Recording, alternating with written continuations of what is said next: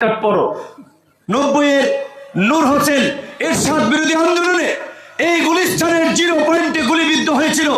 আমরা আশঙ্কা করেছিলাম কখন না জানি এই ছেলেকে তুলে নিয়ে যায়, গুম করে ফেলে দেয়। বিএনপির তুখোর ছাত্র নেতা ইলিয়াস আলী থেকে শুরু করে গুলিস্তানের কাউন্সিলর ছিল চৌধুরী আলম, এরকম অনেক মানুষকে গুম করেছে শেখ হাসিনা। কাজী শেখ হাসিনার কাছে তো সম্রাট কিছু না, তারপরও সে তার লড়াই থেকে বিন্দুমাত্র কম্প্রোমাইজ করে নাই।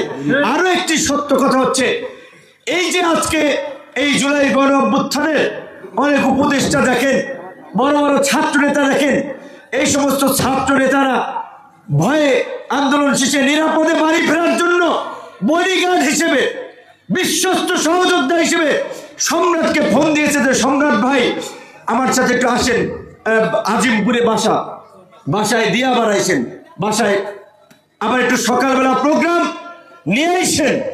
এইভাবে মানুষের জন্য নিজের জীবনকে তুচ্ছ জ্ঞান করে লড়াই সংগ্রাম করেছে। আমি কৃতজ্ঞ, আল্লাহর কাছে শুকরিয়া জানাই। এই রকমের কাছে বিশ্বস্ত ছাত্র যুবক তরুণ পেয়েছিলাম বিদায় আজকে শেখ হাসিনার বিরোধী এই ফ্যাসিবাদ বিরোধী আন্দোলনকে আজকে একটা সফলতার দিকে নিয়ে আসতে পেরেছিলাম।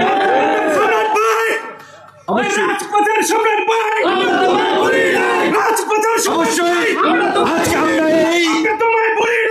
এই সমাবেশ থেকে আমরা শ্রদ্ধা ভরে স্মরণ করি এই জুলাই গণ অভ্যুত্থান সহ গত 16 বছরের গণতান্ত্রিক আন্দোলন সংগ্রামে আহত নিহত মানুষদেরকে, যারা আহত হয়ে পঙ্গুত্ব বরণ করে জীবনযাপন করছেন তাদের সুস্থতা কামনা করছি। যারা নিহত হয়েছেন তাদেরকে আল্লাহ তাআলা বেহেশত নসিব করুক। একই সাথে আজকে বন্ধুগণ আপনাদের সামনে দুটো কথা বলা খুবই প্রয়োজন, যেটি আমরা বলতে চাই। শেখ হাসিনার গত 16 বছরের জুলুম নির্যাতনের কারণে মানুষের যে ক্ষোভ তৈরি হয়েছিল, যে ঘৃণা তৈরি হয়েছিল, এই জুলাই গণ অভ্যুত্থানে তার বিস্ফোরণ ঘটেছিল। শেখ হাসিনা দেশ থেকে পালিয়ে গিয়েছে, কিন্তু এখন পর্যন্ত আমরা শেখ হাসিনা পতনের পরে যে নতুন বাংলাদেশ বিনির্মাণের স্বপ্ন দেখি, যেই পরিবর্তনের স্বপ্ন দেখি, সেটির কিন্তু বাস্তবায়ন হয় নাই, হয়তো বাস্তবায়নের পথে আছে। তাই আমরা গণ অধিকার পরিষদ সহ অপরাপর রাজনৈতিক দল যারা এই ছাত্র জনতার গণ আন্দোলনে রাজপথে লড়াকু ভূমিকা রেখেছেন, বিশেষ করে আপনারা দেখেছেন বিএনপি এবং জামাতের ভাইয়েরা নির্যাতিত নিষ্পেষিত মজলুম ছিল। কাজে আমরা সকল মজলুম এবং নিষ্পেষিত নির্যাতিত এই জনতাকে আমরা বলবো, আসুন এই গণ অভ্যুত্থান পরবর্তীতে আমরা এই রাষ্ট্রকে এমন পর্যায়ে নিয়ে যাই, কেউ যেন ক্ষমতাকে কুক্ষিগত করে স্বৈরতান্ত্রিক শাসক হয়ে উঠতে না পারে, ফ্যাসিস্ট শাসক হয়ে উঠতে না পারে, জনগণের উপরে এইভাবে নির্যাতন নিপীড়ন জুলুম গুম খুন চালাতে না পারে, সেই আমরা নতুন রাজনৈতিক বন্দোবস্ত আমরা হাজির করি।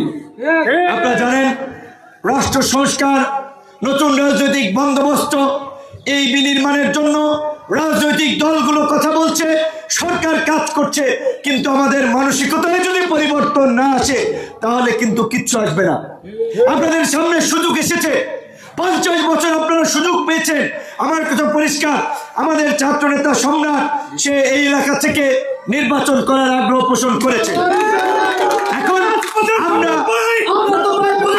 বলতে পারি আগামীর বাংলাদেশ বিনির্মাণ করার জন্য আমরা এরকমের লড়াকু উদ্যোগী সাহসী ছাত্র যুবকদেরকে নিয়ে আগামী নির্বাচনে 300 আসনের সংসদ সদস্য পদে প্রার্থী দিয়ে আমরা নতুন রাজনীতি এবং নতুন বন্দোবস্ত এই দেশে প্রতিষ্ঠিত করতে চাই। সখীপুর, নড়িয়া, শরীয়তপুর 2 আসন থেকে সে ট্রাক প্রতীকে নির্বাচন করবে, কিন্তু আপনারা যদি ভোট দেন সে নেতা হবে, জনপ্রতিনিধি হবে, না হলে হবে না। তার চেয়ে যদি কেউ ভালো থাকে তাকে ভোট দেন।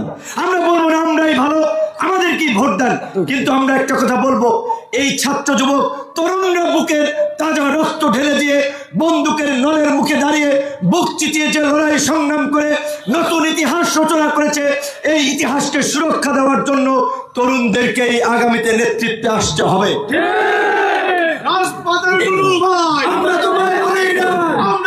আপনারা একটা কথা জানেন, এই শরীয়তপুরের আমি নিজেও দেখেছি, আমার দক্ষিণাঞ্চলে যেহেতু বাড়ি, এই অঞ্চল দিয়ে যাতায়াত করতে হয়।